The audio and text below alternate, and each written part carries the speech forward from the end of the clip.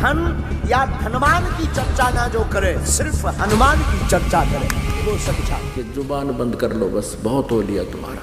कनफुक्का गुरु हजार हैं, नहीं जिनको कछु ज्ञान, आपन तो नरके चले संग लिए जजमान।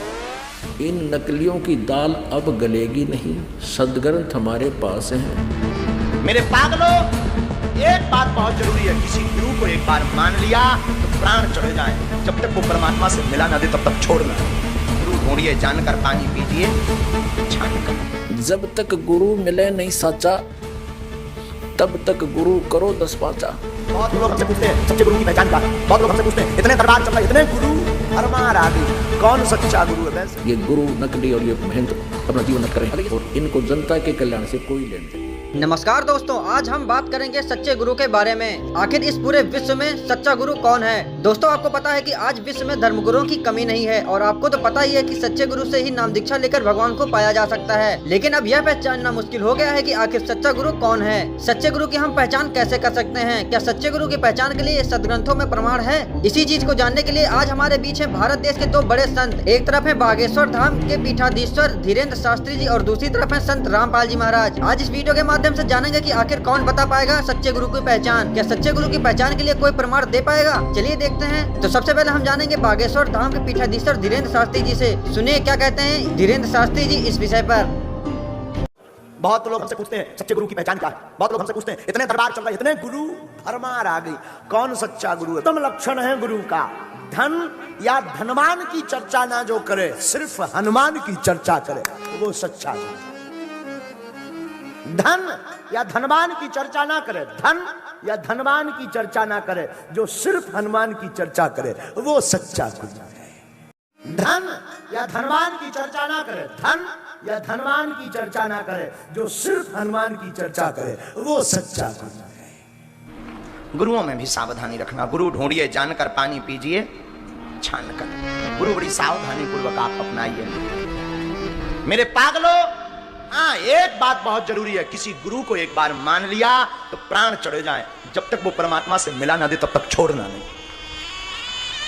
दोस्तों, आपने सुना बागेश्वर धाम के पीठाधीश्वर धीरेन्द्र शास्त्री जी के विचार। अब आती है दूसरे संत की बारी, जिनका नाम है जगत गुरु तत्वदर्शी संत रामपाल जी महाराज। आइए संत रामपाल जी महाराज जी से जानते हैं कि सच्चे गुरु की क्या पहचान होती है। नकलियों की दाल अब गलेगी नहीं, सदग्रंथ हमारे पास हैं, और सदग्रंथों में हम इन तथ्यों को जब देखेंगे, फिर उन नकली गुरुओं को धिक्कार देंगे कि जुबान बंद कर लो, बस बहुत हो लिया तुम्हारा।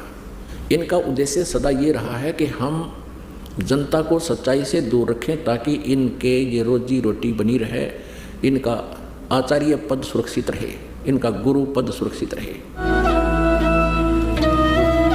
पुण्यात्माओं, कबीर साहब कहते हैं, जब तक गुरु मिले नहीं साचा, तब तक गुरु करो 10 पाँचा। जब तक सच्चा गुरु नहीं मिलता, चाहे तो 10 भी गुरु बदलने पड़े, उनको तुरंत त्याग देना चाहिए झूठे गुरु को। जिस गुरु के पास शास्त्र अनुकूल साधना नहीं है, शास्त्र अनुकूल ज्ञान नहीं है, वो झूठा गुरु है। तो उस झूठे गुरु के पक्ष को तदत न लावे वार, और द्वार न पावे शब्द का, रह वार का वार। परमेश्वर कबीर जी अपनी अमृतवाणी में कहते हैं कि डूबे थे पर उबरे, गुरु के ज्ञान चमक, और बेरा देखा जर्जरा, उतर चले फड़क। क्या बताते हैं कि जैसे तत्व ज्ञान के आधार से परम संत सच्चे गुरु से जब तत्व ज्ञान सुना, उस समय हमारी ऐसी स्थिति हो जाती है जैसे कोई नौका में बैठे हुए जा रहे हो, उनकी नौका में नीचे से कोई पानी भर रहा हो, बेड टूट गया हो नौका का, तली से कोई क्रैक होगी हो, और उसमें पानी भरना प्रारंभ हो गया हो, मझधार में जा रहे हो, और दूसरा व्यक्ति बिल्कुल सही नौका लेकर साथ जा रहा हो, और दूसरों को ये कहे कि भी तुम्हारी ये नौका डूबेगी, इसमें पानी भरना शुरू हो चुका है। और इसमें आ जाओ शिखर, तो क्या वो मूर्ख है उसमें बैठे रहेंगे? हाँ, कोई शराबी हो, भांग पी रखी हो, ना समझ में आओ तो डूबेगा फिर। तो या इस स्थिति में परमात्मा कहते हैं, जिन गुरुओं के पास तुम बैठे हो, जो शास्त्र अनुकूल साधना नहीं जानते, जिनके पास मोक्ष मार्ग नहीं है, वो आपकी नाव, आपका बेड़ा डूबने वाला है। और साथ में इस दास ने ये ओके खड़ा कर दिया, नौका लीक प्रूफ, इसमें आ जाओ ना डूबोगे। तो कबीर साहब कहते हैं,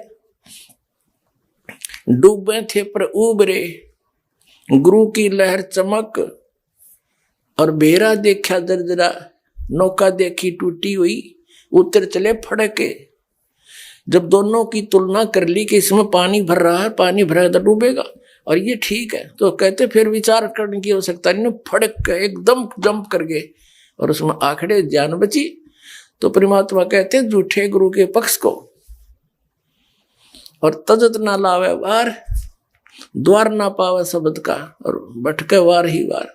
जब लग गुरु मिले नहीं साचा, तब लग गुरु करो 10 पाचा। आदरणीय गरीबदास साहिब जी को परम पूज्य परमेश्वर कबीर जी जैसे धर्मदास साहिब जी को सतलोक लेकर गए थे, ऐसे ही उनको भी लेकर गए थे और वहां पे छोड़ा था। अपने तत्व ज्ञान से परिचित करके उनके अंदर वो फीड कर दिया कंप्लीट स्पिरिचुअल नॉलेज, संपूर्ण अध्यात्म ज्ञान, और आंखों दिखा के ऐसे वापस छोड़ा। तब परमेश्वर द्वारा प्राप्त उस ज्ञान के आधार से आदरणीय गरीबदास साहिब जी, गांव छुड़ानी, जिला झज्जर, हरियाणा वाले ने कहा है कि झूठे गुरु के लीतर लावे और गरते काट घसीटे, या के पीटे पाप नहीं है, इसने निश्चय पीटे। ये गुरुआ गांव बिगाड़े संतो, गुरुआ गांव बिगाड़े, ऐसे कर्म जीव कला दिए, ईव जड़े नहीं जाड़े। एक अनमोल मनुष्य जीवन के नाशक व्यक्ति,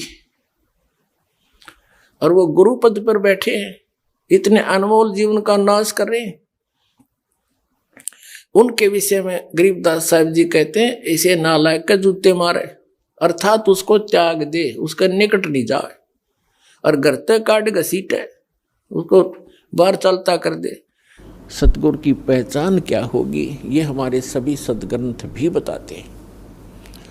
सतगुरु की सबसे पहली पहचान बताई है कबीर परमात्मा जी ने अपनी प्यारी आत्मा धर्मदास जी को, कि जो संत मम सत शब्द दरढ़ावे, वा के संग सब राड बढ़ावे। ऐसी संत महंतन की करनी, और धर्मदास में तो से वर्णी। पहली पहचान बताई है कि जो मेरा प्यारा हंस, मेरा भेजा हुआ दास, जिसको मैं सतगुरु बनाकर भेजूंगा। सतगुरु का अर्थ होता है सच्चा ज्ञान प्रदान करने वाला, और सच्ची ही साधना उसके पास हो, और वो अधिकारी हो उस नाम के दान करने का, सभी मर्यादाओं का वो पालन करता हो, जैसे सभी कंडीशन पूरी हो, तो वो सतगुरु होता है। और वो हम मेरे सच्चे ज्ञान का जो प्रचार करता है, जैसे कबीर पंथ तो अनगिन है, कबीर पंथ के अंदर गुरु अनगिन है, और सभी प्रचार करते हैं, किसी का कोई विरोध विवाद नहीं है। हरिदास ने जिस दिन से सच्चा ज्ञान प्रारंभ किया है, उसी दिन से हर तरफ से विरोध प्रारंभ हो गया था। लेकिन परमात्मा साथ होता है तो विरोध लास्ट में व्यर्थ ही होता है उन लोगों का, और फिर उनको पछताने के अतिरिक्त कुछ भी हाथ नहीं लगता। ये तो पहली पहचान बताई है। फिर दूसरी बताई है कि सतगुरु के लक्षण कहूँ मधुरे बैन विनोद, 4 वेद 6 शास्त्र वो कहे 18 बोध। सतगुरु का दूसरा लक्षण बताया है कि वो एक विशेष ज्ञान प्रदान करता है, और सर्व सद्ग्रंथों को आधार मानकर अपना ज्ञान प्रचार करता है। सभी सद्ग्रंथों का, सभी धर्मों के मूल ज्ञान का वो ज्ञाता।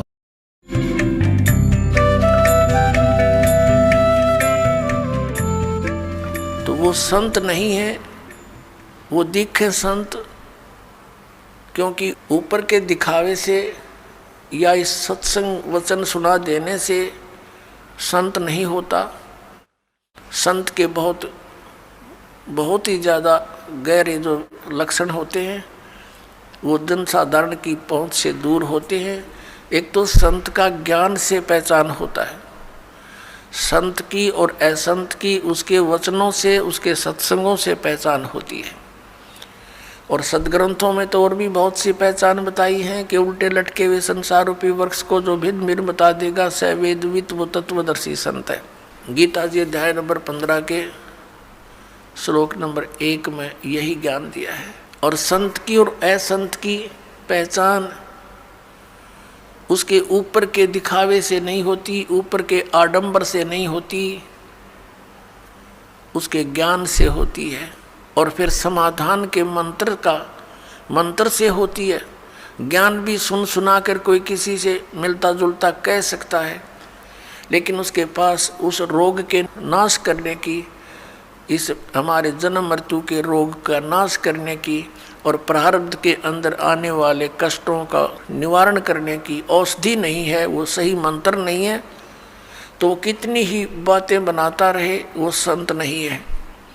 और किसी व्यक्ति ने इस दास से सुनकर और ये मंत्र लेकर तीनों और स्वयं संत बनकर इनको दान करने लग जाता है, देता है, तो वो डुप्लीकेट लाइसेंस बना रहा है, क्यों वो अधिकारी नहीं है। वो गुरु की आज्ञा के बिना स्वयं ही नाम देता है तो वो निगुरा है और वो अधिकारी नहीं है, उससे उपदेश लिया हुआ भी व्यर्थ ही है।